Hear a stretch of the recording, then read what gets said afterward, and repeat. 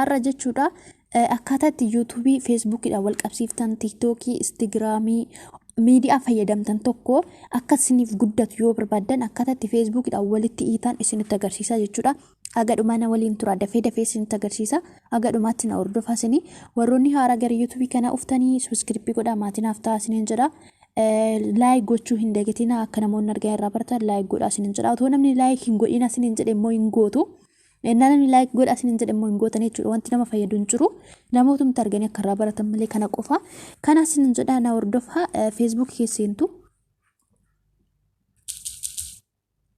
Erga Facebook keesseentanii profiilii keessan jala seentu jechuudha.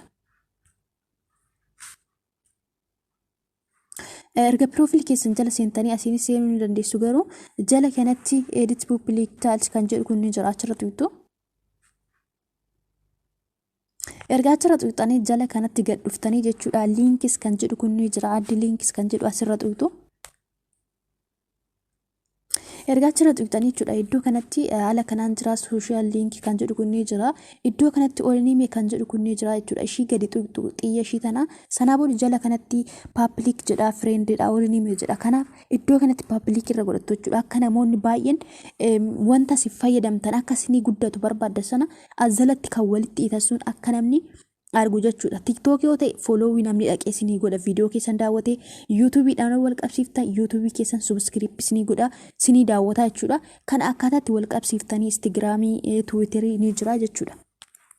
Ergaa kana isa kana bantanii public irra godhatanii jala kanas ni jira public kan jedhu kuni achirra soo tuqxan keessan all name irra kan jiru ta'e public irra godhattu jechuudha. Akka namoonni muluun argan asirra tuqxan in argu jechuudha public irra godhattu akkasumatti dhiistu jechuudha. Iddoo kanatti addi social link kan jedhu kun ni jira achirra gadi tuqxu.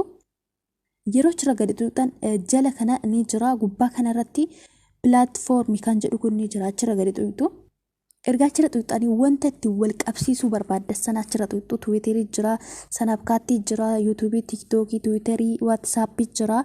As keessaa wanta isin fayyadamtan sanarra gadi tuqxu jechuudha. Amma YouTube dha waan ta'eef kanan guddifachuu barbaadu kanan irratti fayyadamaa jiru YouTube irraan tuqa.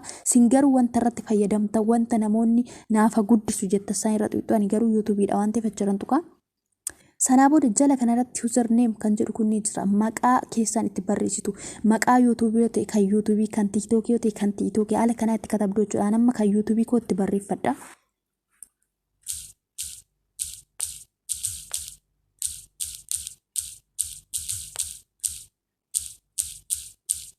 Erga haala kanaan itti barreessee jechuudha. Isin wanta fayyadamtan sana itti barreessitu. Kan haala kanaan barreessitanii jala kanatti website kan jedhu kun ni jira jechuudha. Public ni jira. Add website kan jedhu kana gadi tuqxu. Achirratti linkii fidduu jechuudha. Linkii kan TikTok ta'e linkii TikTok fidduu yookaan YouTube ta'e linkii YouTube fiddaniitu add website kan jedhu kana jala kana galchitu jechuudha.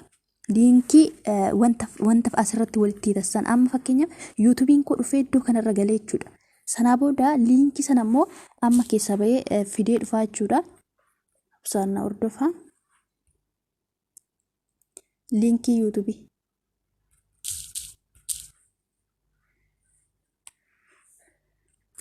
Yeroo sirra seentan jechuudha. Profiilii keessan irra ni tuqxu. Profiilii keessan YouTube jechuudha. Yeroo achirra tuqxan sanaa booda haala kanaas erga haala kanaas fidee your channel kan jedhu kun ni jira achirra tuqxu linkii YouTube argachuuf jechuudha. Sanaa booda sarara sadan tanarra tuqxu erga achirra tuqxanii share kan jedhu kun ni jira share kan jedhu kana tuqxu. Sanaa booda jala kanatti iddoo kana jechuudha copy linkiin kun ni jira copy linkii gootu jechuudha. Sanaa booda keessa bahee gara iddoo ammaa sana dhaqaa jechuudha. Saneega kanaafi amma linkii amma fidee sana addi website kan jedhu kanarratti guutaa jechuudha fidee. Iddoo kana yeroo xiqqoof gadi qabdu sekeendii takkaaf kunoo linkii sana irratti gadi tuqxu jechuudha. Linkii sun amma dhufee asirra galee jira jechuudha. Akkuma argitan asirra gahee jira jechuudha. Erga haala kanaan linkii YouTube keessanii kan YouTube kan TikTok yoo barbaadan kan barbaaddan sana asirratti erga gashitanii maqaa keessan erga asitti barreessitanii isa kana paappilik godhattanii isa kanas paappilik godhattanii maqaa keessa yoo sirrii miti ta'e yoo yuutuubiin ba'uu dide maqaa yoo dogoggortan riimoof gootanii indagana ammas maqaa sirreessuu dandeessu jechuudha. Sanaa booda ergaala kanaan qixeeffattanii liinkis yoo irraa jijjiiruu barbaaddan riimoof kan jedhu kana tuqxanii liinkii jijjiiruu dandeessu jechuudha. Kan yuutuubii kan telegiraamii waatisaappii warroonni biizinasii hojjetan waatisaappis asirra godhachuu dandeessu jechuudha. Waatisaappiidhaan wal qabsiisuu dandeessu. Sanaa booda seef iddoo jettu kana ni jira achirra tuqxu. Amma jechuudha duubatti deebi'ee sin agarsiisaa piroofiilii koo jala seenee jechuudha. Samaa keessa ba'e.